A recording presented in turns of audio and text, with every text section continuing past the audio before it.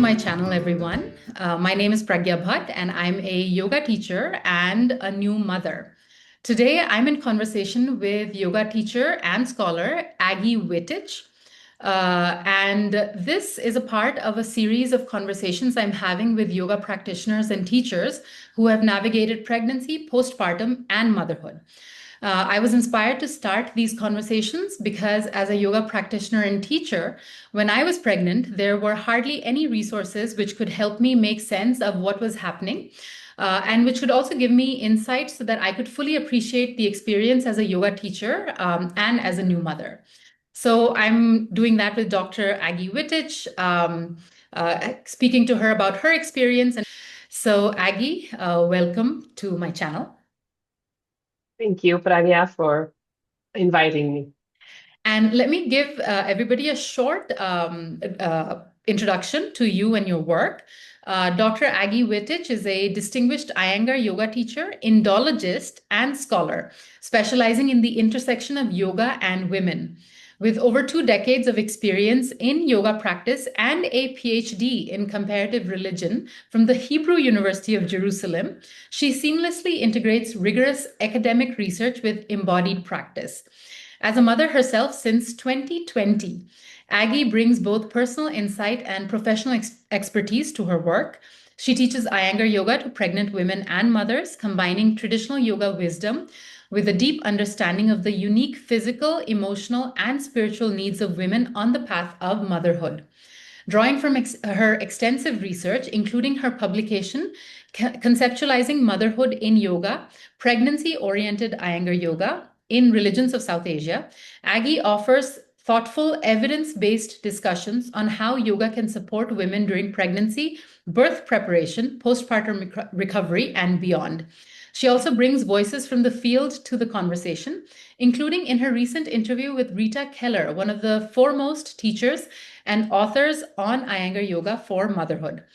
This topic lives at the heart of Aggie's life and work. It is both a personal journey and a scholarly inquiry, one she shares through lectures, guided practices, and deep reflections on the transformative power of yoga in navigating the multifaceted experience of motherhood. And I just wanted to point out that your conversation with Rita Keller, is it available on your YouTube channel? Yes, it is. Great. And also your publication, Conceptualizing Motherhood in Yoga. Where can people read that if they were interested? There is a new website coming up of yogaresearch.org, where many yoga research related publications will become available in the upcoming weeks. All right. Wonderful. Okay, so let's begin. I want to start the conversation by asking you, how did yoga affect your experience of pregnancy and postpartum? Well, it affected me a lot. I have to say that before becoming pregnant, I was already a teacher for many years and a practitioner of yoga. And I thought that that made me more prepared for my pregnancy. But a pregnancy is something that is filled with uncertainty. It's constantly changing. And I feel like you cannot ever be really ready for it. So I had a lot of tools, and I felt that I had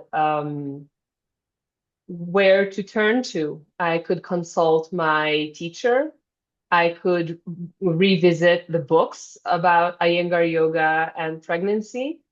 And still, I had to really rely on my experience, on my embodied wisdom when encountering whatever pregnancy brings about. So what I felt was that I did have a safe and like responsive framework to navigate the physical changes that I was going through. And that through the practice, the constant yoga practice, I had more emotional clarity because a lot of emotions come up, which I was not prepared for. And so during pregnancy, I felt like using more props allowed me to get more support, like really physical support, but also like emotional support. Maybe it sounds a bit weird, but as before I was pregnant, I thought that I need to use props if I can't do something, or that props can help me to stay in a pose for longer. But I didn't imagine that while I was pregnant, I would use props to get this emotional support. Like I can remember the feeling of just being lying on a bolster, let's say in Supta Baddha Konasana, or using a bench for Setubandha Sarvangasana. And I just felt held. I felt contained. I felt safe. I felt like the props were taking care of me. And that really surprised me in retrospect. So during postpartum, yoga really helped me to kind of rebuild myself from the inside out. And I will elaborate on that in a moment. It wasn't about getting back to my body or jumping back to where I was, but about rediscovering myself again through the yoga practice that I already had that I thought I knew how to navigate. But I didn't know that in postpartum you get like a whole new body and that you need to adapt everything like from you're like a beginner again. And I think this period really like broke me open in a very good way. It taught me a lot about being vulnerable, not helpless, but vulnerable, more emotional. And I kind of lost my stability, my grounds. And many things that were known became unknown and unfamiliar. My body became this something else, like during pregnancy, but also in postpartum. And it was a chance to rediscover myself and to rediscover the practice of yoga itself. So it's getting a different body, being again a beginner, but you're not starting from zero. You have all your experience, let's say in problem solving. Like, if you had a problematic back, what would you do with it? And now that you have this bigger body, it could be more it feels different. Mhm. And you have to learn the new way how to practice a certain posture. And postpartum body feels maybe weaker and you need to heal. And it just it's a real opportunity to learn again about yourself and about the yoga practice. That's I think you've encapsulated what I actually felt. I remember when I tried to practice yoga for the first time after the first 3 months post delivery in the fourth month, and I was like, what is this? I can hardly touch my toes. And yes, your body feels like a beginner's body, but I really like this thing that you said, that you're not starting from zero. You have all of the practice that you've done, and it's learning how to like navigate this new body, but you come with some knowledge, your years of experience. And I remember once I was in Gulnaz's class postpartum, and she told us to do a variation of the Sarvangasana. And I just quickly did taking the right leg down, and I was unstable. And she said, the mind remembers, but the body doesn't. It's just like you're trying to do this, but no, you cannot, all of a sudden do that. Your body does not remember. It'll take some time to get there. So I feel that you've put it so well. This is exactly the experience. Unfortunately, a lot of us, we feel like if the body is not doing it, then it's not there. Like if the body is not doing a particular asana, oh, I've lost the asana. We feel like we are actually beginners. I think we forget that, okay, all the experience of practice that you've had, that counts for something. So I love the way you describe that. Thank Um, you. I just want to add that it's not just the asana practice, because now that you've commented, I realized that I refer to the body and how I adapted it in asana practice, but it was the same for, I remember my first pranayama practice after giving birth. And I did like 1.5 hour of pranayama during delivery in the delivery room. Oh, There wow. was something with his heartbeat and the doctors were really scared. And I said, please leave the room and come back in 15 minutes and check again. And they came back and the heart rate was fine. So I continued doing my practice Oh. and it was stabilized for 1.5 hours. Then I got really was too much. I couldn't I couldn't hold it anymore with contractions going on. But after giving birth, the diaphragm was working completely differently. The pelvic floor, I mean, I felt it was gone. Mm. And the breath was short and I was scared. Like, am I ever going to get back my capacity to breathe? And then meditation was so difficult. I mean, just sitting quietly during breastfeeding or when he fell asleep, my mind was everywhere. And there was like no chance of getting a still moment because emotions were going on and Mm. thoughts about what happened and what's going to happen and about what is going on and all this reflection going on during pregnancy and postpartum. And I thought that my mind will always be like this thing jumping from one place to another.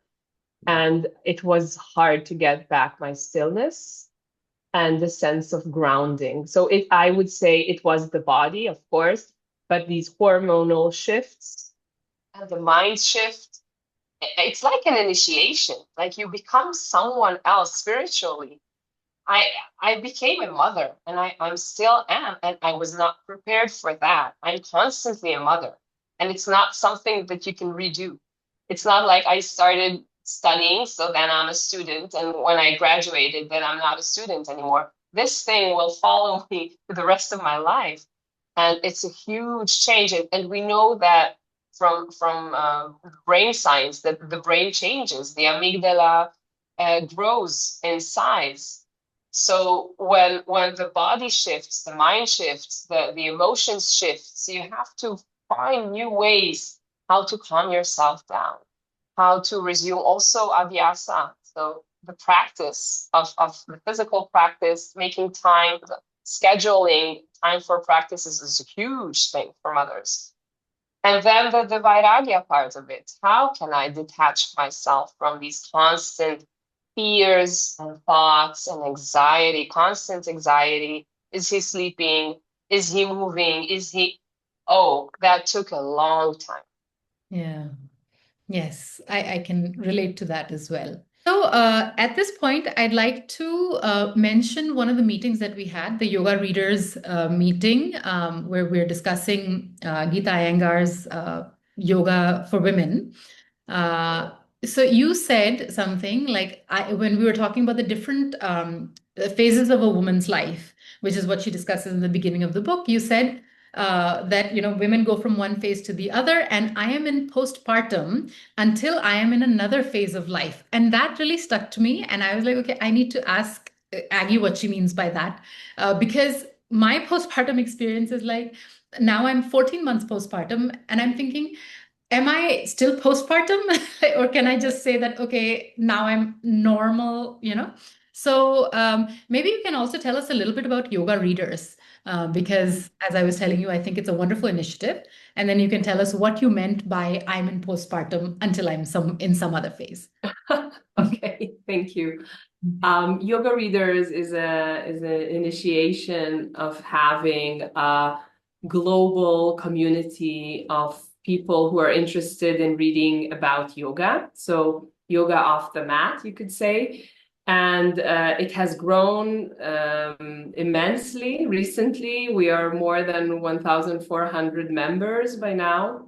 And we are reading books about yoga, currently reading Gita Iyengar's Yoga Jam for Women.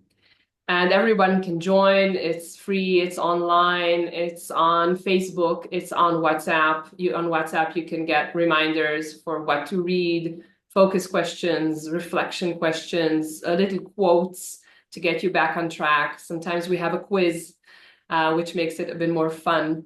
And then we meet every 2 weeks to discuss what we read. And those discussions are really the heart of the community, because we can talk to other members, other yoga practitioners, and many of the members are teachers. So it's a chance to meet with yoga teachers worldwide who can discuss similar topics about their experience as practitioners, their experience as teachers, their experience with the Iyengar family, which is great. And I think that through discussions, you really get to understand and in a way integrate the knowledge that we get from books. The same way that you read an instruction in a book, and only when you really practice it on the mat, you can appreciate its significance. And then the Zoom meetings are published on my YouTube channel, on the Yoga Readers channel, and it's again available for all. And I really hope that this yogic wisdom will reach whoever wants to know about it. So I think in that session, we discussed that we have different phases in a woman's life. And the menstrual cycle is something that goes on constantly from like age 11, 12, from menarche until menopause. And within these cycles, for some women, there is a brief change where women are considered pregnant and then postpartum. And postpartum, well, you can debate about what it means. Doctors will say 6 weeks, and after 6 weeks, you're good to go. And I had that diagnosis from my doctor, and I was amazed. What do you mean good to go? Nothing is back to normal. I can't sleep. I'm leaking. I feel different, and my mind is different. You must be kidding. 6 weeks is nothing. And he said, no, you're healthy, you're fine. You're like, that's it. And then when I look at my maternity leave, which was, well, 3 months or 6 months, is that enough? I mean, after 3 months of not sleeping, that's when that kicks in, the real tiredness. The first week, it's amazing and a lot is going on. The first month, you get used to the idea that you are a mother, and you realize that what's going on is here to stay, and you feel some changes in your body. I mean, it's not the first week after delivery, whatever delivery that is. I mean, if you had a C-section, it's completely different than having a vaginal birth. And if you had, anyway, it's so complicated what goes on in the first week, in the first month. And then after 3 months, I mean, having a 3-month-old newborn is a huge thing. How can you say to someone that now it's over, go back to work? Or after 6 months. So I don't know how you can say to someone, well, 6 months, now it's over. Maybe you need to wait for the first menstrual cycle to come back. And then you can say, oh, now you are, you have finished your postpartum stage. I'm not sure even about that, because if you're breastfeeding, it may take longer. Maybe we should wait until a woman stops breastfeeding to say that she's postpartum. So I'm not sure. I'm not breastfeeding anymore, and I still feel postpartum. When I jump into handstand, I still feel the difference. And it could be my age, but it also just the fact that I gave life. And when I sit down to have a quiet moment, I have to reassure myself that my little one is safe and that I can let go just in my thoughts for a brief moment and to go deeper. So it's hard to just let a woman know, okay, now you're postpartum and now it's over. And I think my teacher told me that we are postpartum until we die. If you look at Gita's book, postpartum ends sometime, and then menopause will start by the end of of the menstrual cycle. But I don't know about that window. Maybe, well, if we look at it from an Iyengar yoga teacher's view, when you enter a class after delivery, well, the doctor said you're all okay, you're good to go, and you come to class, you will get a postpartum practice for 9 months after giving birth. And after 9 months, I don't know. And it's not even sure that the woman will get her first menstrual cycle after 9 months. Maybe it will come before, but that's like a window of time when she is considered to be postpartum, and then you have to adjust individually. So for me, postpartum was not just about physical recovery. It was this reorganization of my identity, of my energy levels, and also having different boundaries than what I had before. So I I still feel the imprint of that passage, of that initiation of becoming a mother. And I really feel that postpartum, or motherhood, as it is called, is just being emerged in another life phase. And maybe it's being in between spaces, and maybe it's just a life phase by itself, motherhood. I mean, Rita Keller wrote a book, Yoga for Motherhood. It has a section about mothers-to-be, about pregnancy, about lactation, but then you're still a mother. When your child is 15 or 18, you are still a mother. And yeah, I don't think it passes ever, but I don't know, maybe if you'll interview me next year, I'll say something else. But for now, I feel it just affects, physical fatigue, and emotionally, it changes the way we are. Yeah. Yeah, what I find really interesting though is most of the yoga practitioners and yoga teachers I speak to, they will talk about the mental aspect and the emotional aspect of postpartum recovery. And they'll say, 9 months, 1 year, and the time that they talk about is significantly more than what the medical fraternity talks about. So while my doctor, she didn't say, okay, you're good to go after 3 months, but she said something about like, okay, 6 months, then you're completely okay. So it's more than 3 months, but even at 6 months, I don't think that like the emotions and this whole new life that you're living as this new mother, like a new being who's now a mother. So I find it very interesting that yoga practitioners, in a way, you're talking about wellness, holistic wellness. That don't think about only the body; it's also the mind. But we see so many so many messages, especially on social media, and perhaps you can call it Western medical science. Perhaps, I mean, maybe I know now even Western medicine is becoming more holistic, but I see that a lot on social media where they're saying research has shown that after 6 weeks, you're good to lift heavy weights and things like that. And if I think about myself 6 weeks postpartum, I would not have been able to do that. Like I was just so weak. I was not in a state where I could do heavy lifting, running, all of these things. So I really like that yoga practitioners, especially people who are as experienced as you, with the history that you have of yoga and you teach yoga, that you're actually validating a lot of the experience that women have, that you don't have to go back to weightlifting even 6 months postpartum. It might even take, like Tahira told me, maybe 1 year. She said you'll feel normal after 1 year.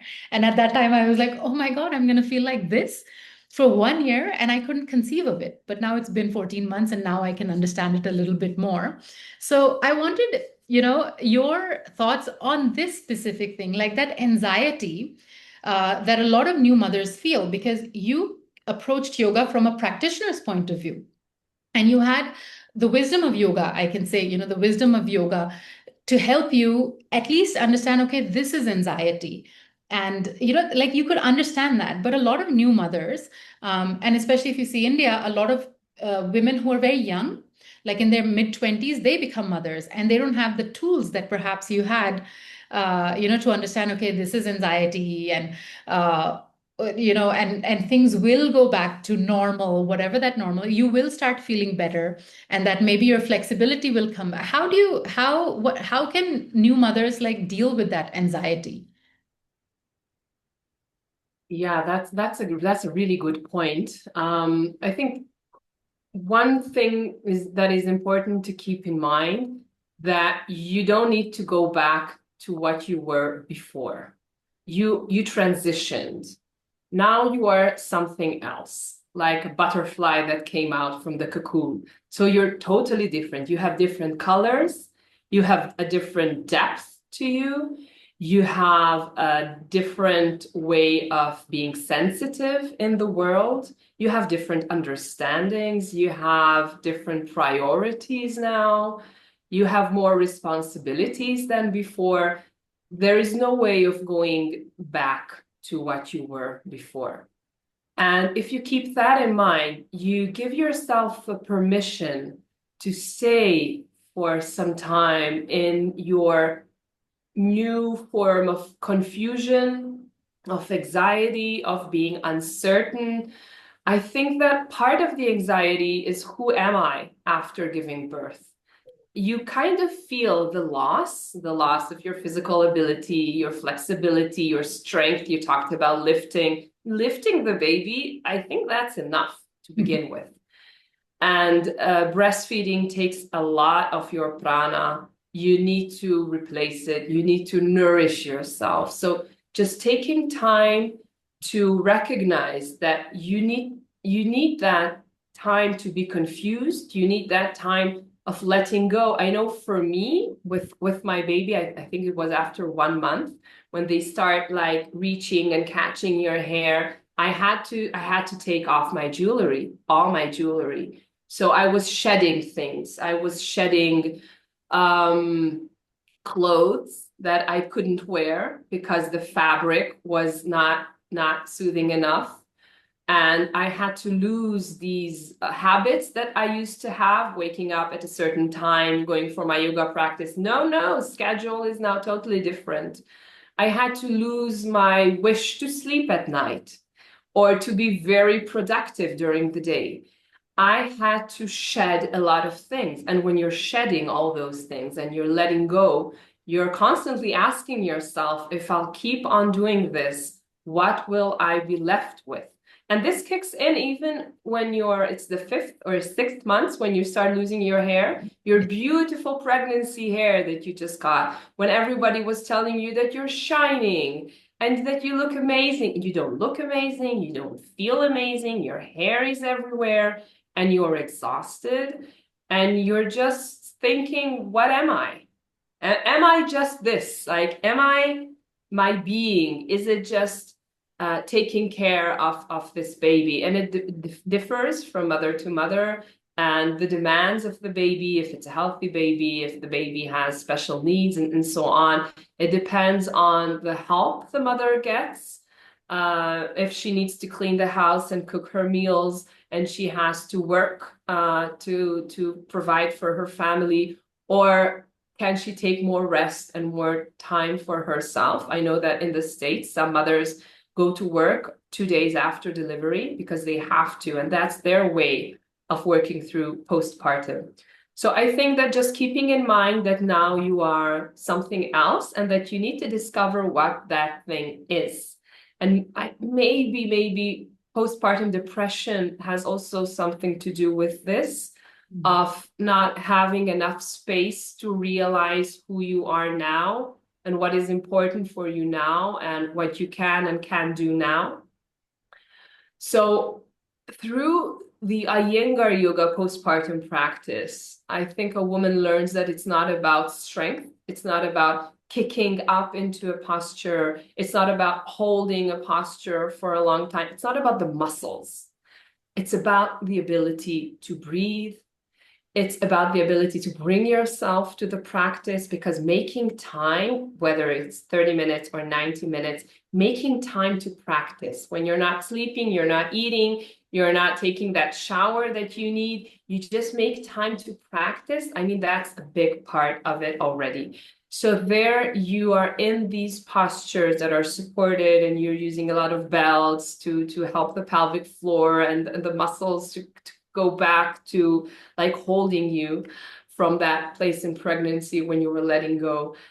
And then your nervous system relearns how to re-regulate itself. And it's in this quiet inner effort that you remain centered, or you regain your ability to be centered. So I remember that I was grieving certain postures that I couldn't do, and even certain pranayamas, like these longer kumbhakas, that I just couldn't hold in the beginning. And I felt like my body can't do certain things, and I wasn't sure if I would ever be able to do it. Fun fact, after 1 year, you regain a lot of abilities. And since you were practicing in that time, it's not that you go back to where you were before, but you get that new strength after you have the new wisdom of how to move with your body. So you don't need to use all that strength that now you can. Do you get it? You get wiser with your energy. Like, how much do you need to kick up in order to get into a posture? Or even balancing postures. That was a huge surprise for me. I was struggling with those before pregnancy, but during pregnancy, during postpartum, which is now as well, I learned how to use different muscles to like get myself up there. And then once the pelvic floor and these core muscles started working again, it just becomes so easier, because you're not using just the strength, you're using your body in a wiser way because you did not have that strength before. So it's okay to grieve, but then you should also kind of be willing to surrender and to accept that this is how it is now. It's okay to be sad about it, of course. I was sad as well, but it's an opportunity to learn something new. Don't force yourself.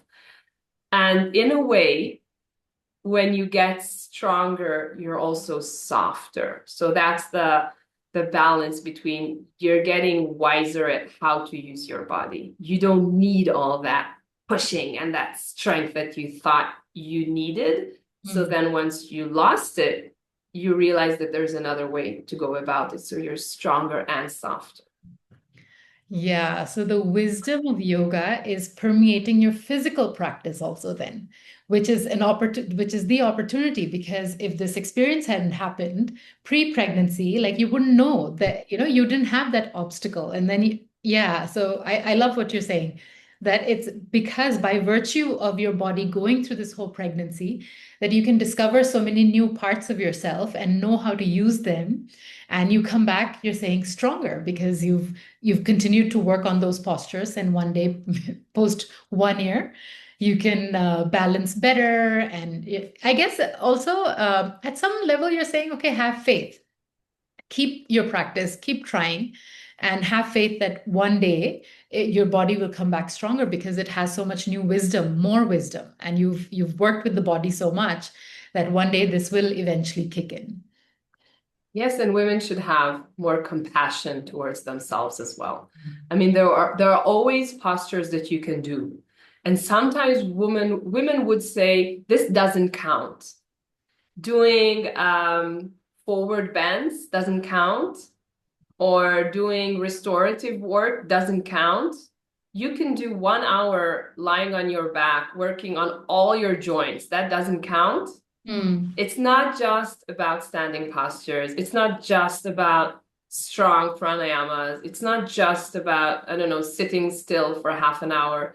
It's about reshaping yourself. And that takes time. And you need to be compassionate and attuned to the new person you are. And that takes time. So my next question is, this that it takes time. Also, it's a new phase, and then you have a baby, you have new responsibilities. So within all of, and like you said, the baby will be 15 and you're still a mother. The growing children, they need something or the other. You're a mother, you're forever a mother. So how did you navigate like this limited time to practice, with all the responsibilities of new motherhood? How did you manage that? Like, what advice would you give to other women who are, practitioners, and they really want to get back, but they don't know how to give in all of these, I guess you could say, constraints on their time. I guess that's the best way I can phrase it. Yeah. Yeah. Doing something is always better than not doing anything. So I talked about shedding, and I think some of our expectations is if I don't have 1 hour, 1.5 hour, 2 hours in solitude to practice, I won't do it. I think that's the first advice that I got from Rita Keller. It was 2015 when I interviewed her in Pune for my PhD research, and I didn't think it was an advice for me as a new mother, but I really remembered her saying, don't close the door, practice with your baby in your lap. And letting go of that idea that abhyasa vairagya, that the practice has to be in a secluded place, that you have to detach yourself from the rest of your family and you have to be alone. Just letting go of that idea is important. Letting go of the idea that the abhyasa, that your practice has to be forceful or filled with effort. No, it doesn't. It doesn't. Just taking time to practice is an effort in itself. And keeping to your practice after you've done 10 minutes, then you're not getting up to do something else that you just remember that is you have to do it. You don't. You leave it. I mean, if it's the baby, get up, but otherwise continue doing it. So that's a great effort, and that's part of the effort. So the effort changes. It's not about pushing into a posture. It's about staying in the practice, and a new mother will get that. And then something that came up from my research that I also didn't know that it's will come my way as well, that the practice becomes fragmented. So if you're letting go of the idea of having 90 minutes or 2 hours for yourself, and you go into a practice and you think, oh, now he fell asleep, I'm going to have like 45 minutes to myself. If you're very lucky, 90 minutes for yourself. And he wakes up after 15 minutes. Okay. So you're really disappointed. You're happy with your baby, but why did I try it? It didn't work. I shouldn't do it. No, you should. And take care of your baby. And once you have another chance, go back to your practice. So you'll get this fragmented practice. And maybe in the beginning, it's like 10 minutes, 3 times a day, which is nothing when you look at it from the lens of a serious, vigorous Iyengar yoga practice, but it's something. And then slowly that grows. And if you don't let go of the practice, it nourishes you. And that's another important thing that I learned, that you get something from 10 minutes. You get something from it. And then when you get half an hour, you're so thankful for it. And when you get 1 hour, you're amazed that you had a full hour of practicing. And then when it becomes more, you're like in heaven. And before becoming a mother, it was never like that. I mean, if I had a practice and it was shortened, I would say, it was just an hour and a half. My colleagues would say, poor you. Why wasn't it 3 hours or 4 hours like it should be? And that was the case. And now I know it's just not realistic. Mm-hmm. And that you should be grateful for whatever time that you have. That's one thing. The other thing is that it takes time and that it's layered. You need to heal your pelvic floor. You have to integrate your core. There is this hormonal recalibration that affects the muscles. It's not just the emotions. It's your muscles, it's your ligaments, it's your joints. Hormones, we know, affect everything. And with the structured usage of props and the right sequences that we have in Iyengar yoga, you can really get a lot of benefit from that time of postpartum. I mean, it helps with whatever is going on with fatigue, with lactation, with this emotional abruption that goes on, and you get more stability from it. So rather than having a timeline of how will I progress, you should have like a trajectory. That's really helpful. You should rest and restore whenever you have time. And then slowly you reintroduce the other postures that require more effort, like standing postures, and maybe then back bends. Back bends came last for me. Mm. And you can think about one year, of course, but it's not about, I won't do anything for that 1 year, and then when that's done, I'll get back to it. I know a friend who got back to teaching after 6 weeks, and she did a teacher's assessment with a lot of these abdominal works and balancing 3 months after her C-section. And I kind of had that in mind after I had my baby. And I know that it's just different from one woman to another. I couldn't even imagine how she could do it. So it depends on the practice you had before. It depends on the practice you're having during pregnancy, during the first days of postpartum, and your attitude towards it. Do you want to push through it? Do you need more time to nourish yourself? I mean, for her, I think it was like a battle of not losing her identity, of going back to that teacher's assessment, getting it, and like being who she is. And that's also important for some of us. So also don't judge new mothers. Don't judge yourself. Don't judge other new mothers. There's no deadline that you need to meet. You just grow with time. And I know that I mean, I also felt like I wanted to bounce back. There was this urge inside that I just want to get back to who I was. And you don't want to be exhausted, and you want to be happy again. And I found happiness through my practice. That's where I found really everything: joy, happiness, strength, wisdom. That's where I met myself again. And you work slower, you work more slowly, but you are more present in your body. You don't need a teacher to tell you how does that feel. You feel everything. You feel too much. So the body becomes like your guide, and you just explore yourself. So start, going back to your question, start with whatever time you have. Use whatever you have around you. You can do 10 minutes on a chair. That works. If you have a bolster, use the wall. Use whatever props are around you. I use the sofa quite a lot because we were in the living room, sitting on the floor, reclining on, like putting my hands on the seat of the sofa. You can do a really nice shoulder stand from the sofa if you slide back and the baby is near you. That works. Everything works. Just feel safe in your body. Don't be in a rush to get back to what you were before. Be patient, don't be in a rush.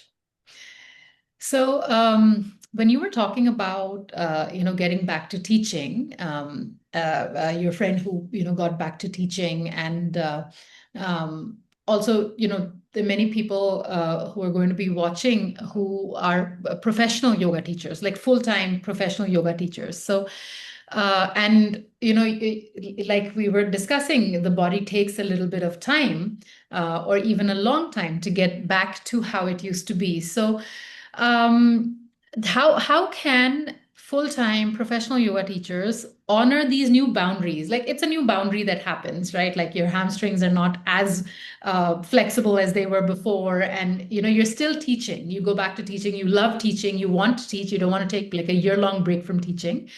How can we get back to teaching the classes that we used to, while honoring these new changes that are happening on a physical and emotional level?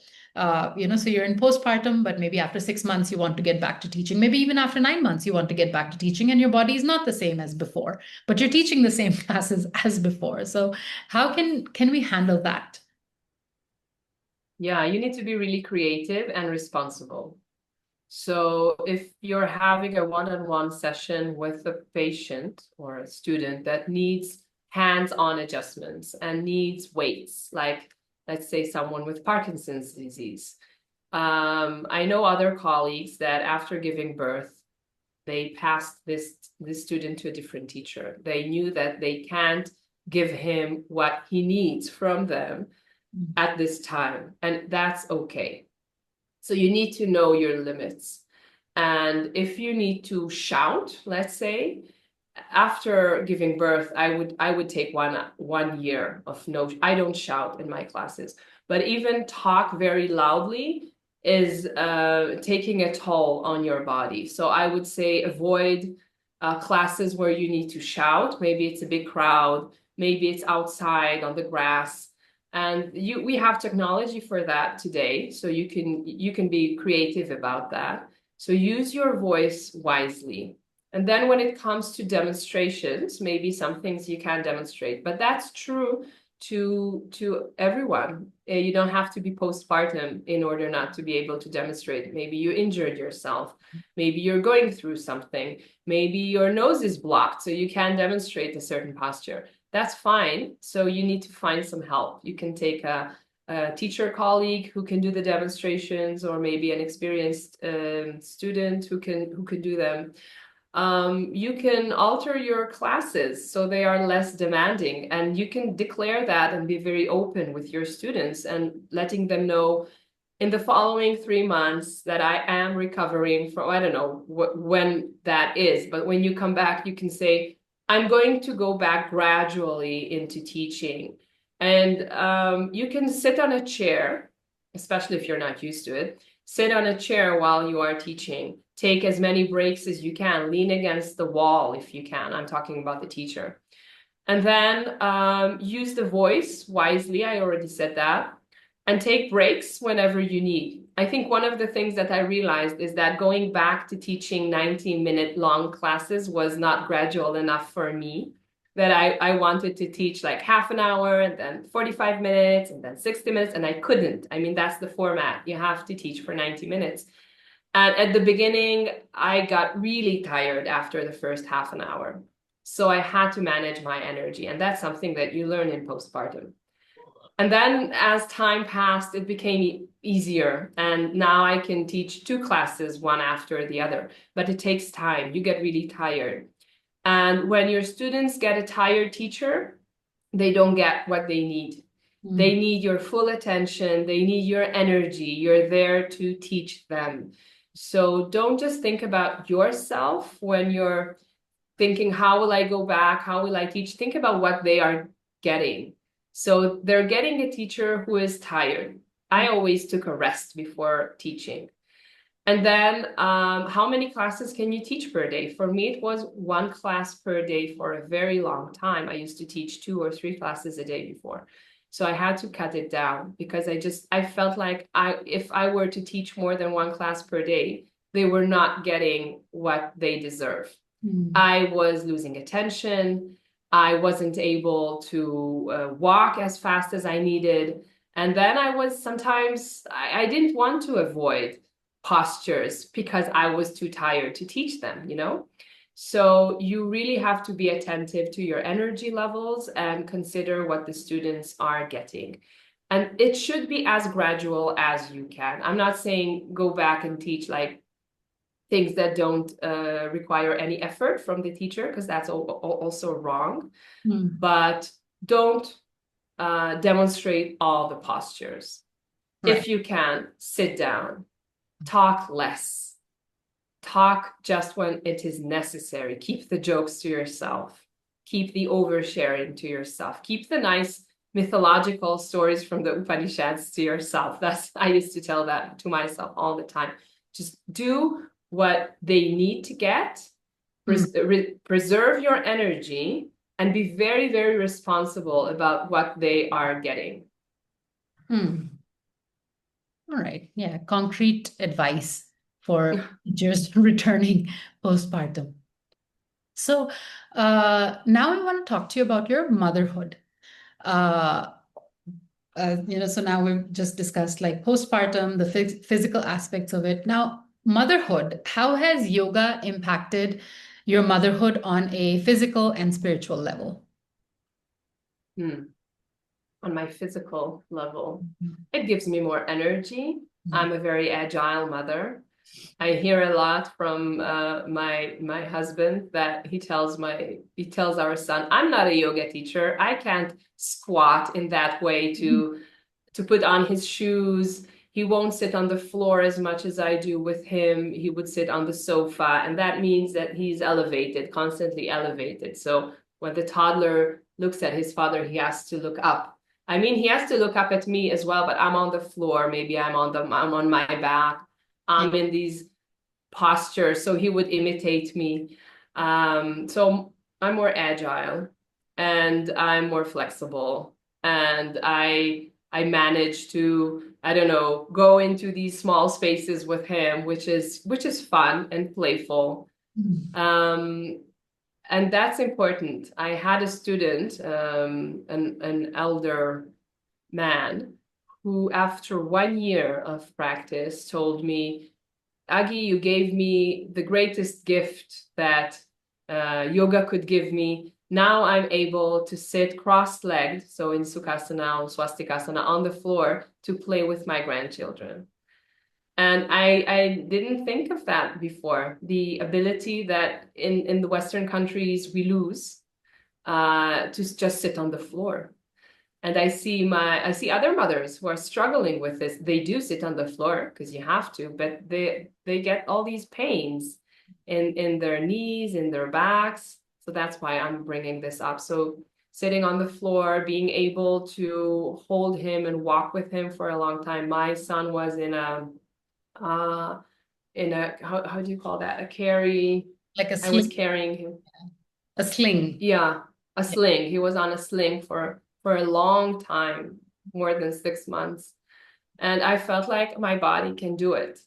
Mm. And I didn't get back pain after taking him with me. So that's on the physical level. On a spiritual level, oh wow, the um I said initiation already, but it's more. It's about bringing life to this world with all the responsibility of with it. And I feel like he's a very spiritual little boy, Mm. and he's very creative. I feel yoga has something to do with that, the way he expresses himself, the way he explores, the way he can just sit and think with himself. Um, and we have a very special bond. I would say that is spiritual too, not just emotional. A deep spiritual bond with me knowing what's going on with him even when we are apart. I hear that from many mothers as well. So this strong connection, and also the faith that I have that he can take care of himself, faith in the world, even though it's very troubling time now. He was born during COVID, and it's not easy to live in Israel in recent years, morally and just from an everyday perspective. So you need faith in a bigger power, greater than you. Yeah. So that's spiritually how it affected my motherhood. Nice. That's beautiful. Yeah, to some extent, I do feel a lot of that with my daughter as well. And I do think that the practice of yoga is responsible for that, for just how close we feel. And she's just 14 months, but I feel like she's a whole person who communicates more than with more, not just through language. I mean, whatever language skills she has, but there's so much more. And I feel like I'm attuned to that because of the practice of yoga. So my last question for you is now looking back now, is there anything you would have done differently in terms of your yoga practice during your pregnancy and postpartum phase? Anything that you would have done differently? Hmm. I would take the advice that I'm now giving other women. of being more patient. Um, I think that I would have studied maybe the subtle energetics of postpartum more deeply. In Ayurveda, they call it this vata imbalance of having too much air quality. I wasn't ready for that. And I would have prioritized grounding maybe earlier in my practice.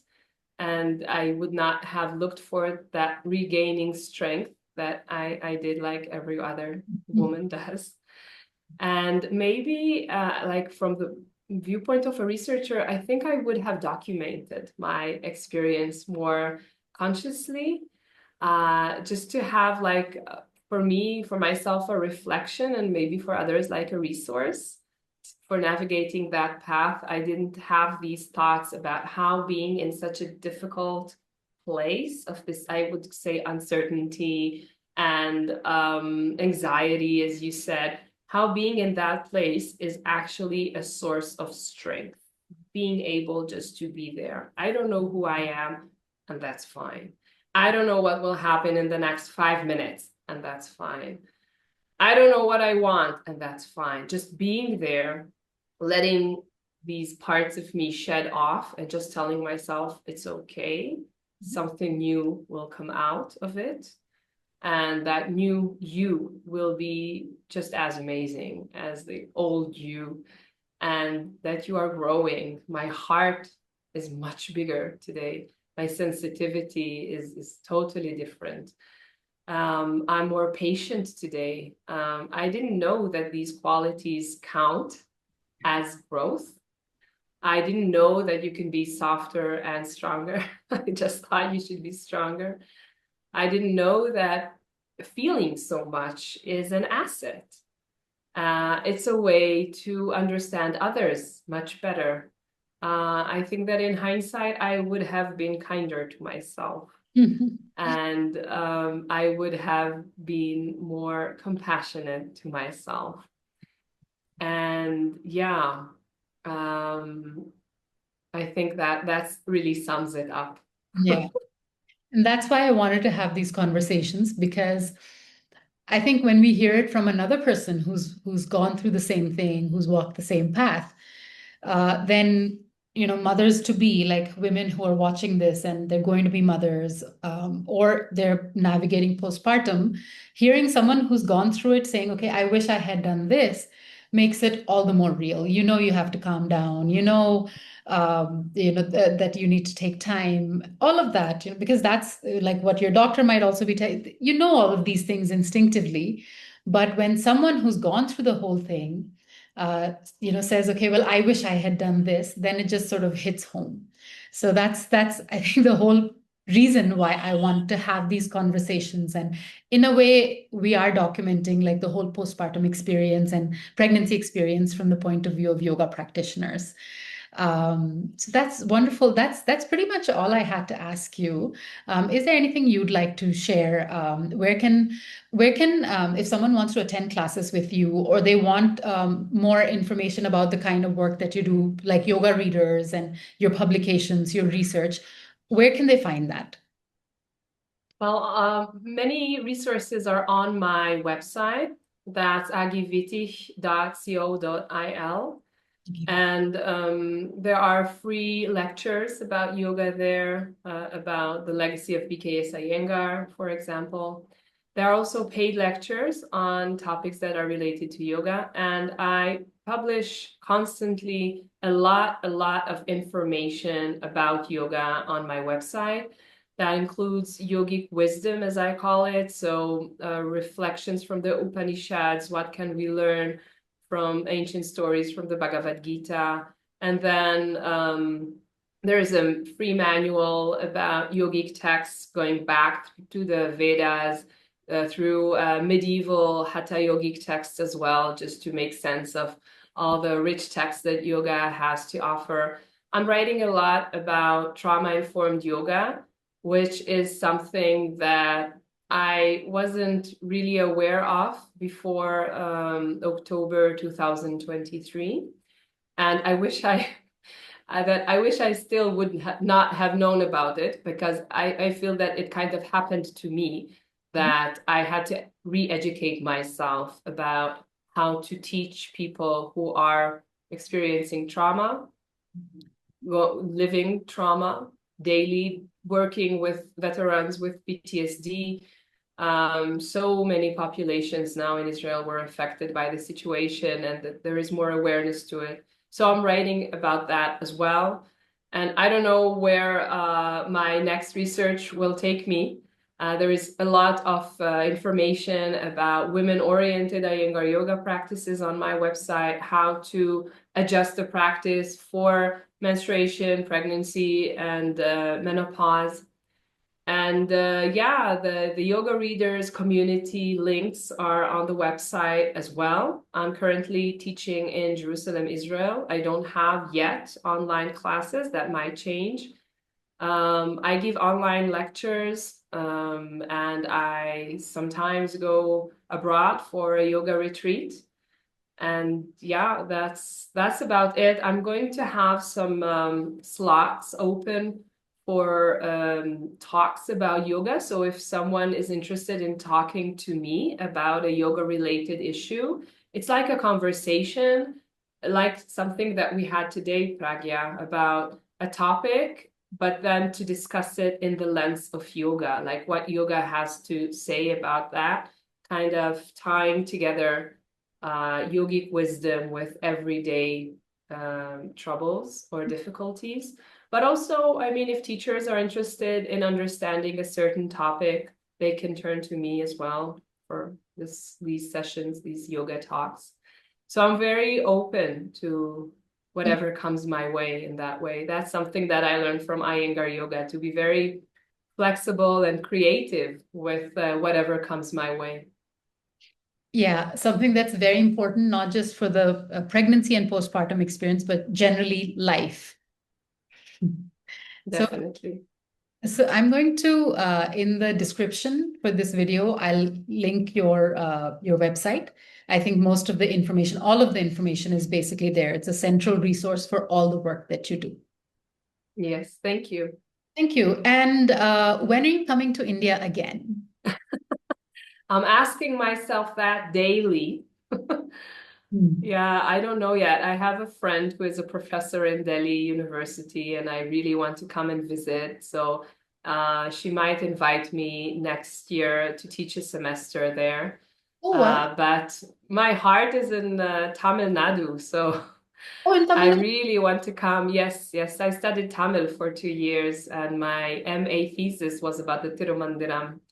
And I have connections in Pondicherry, and I really wish I could come sooner. Yes, well, let me know when you're here. Tamil Nadu is next door. And Yes, it is. yes, and it's so exciting that you could get to teach at Delhi University. Very nice. That's Yeah, I hope that will come true. Yeah, it's a great university, a lot of very progressive thought, a lot of interesting things going on there. Very nice. Okay. yeah. Cool. All right. Well, thank you so Okay. much. Thank you so much for the time Thank you. and all your thoughts. Thank you. Goodbye. Goodbye. Thanks.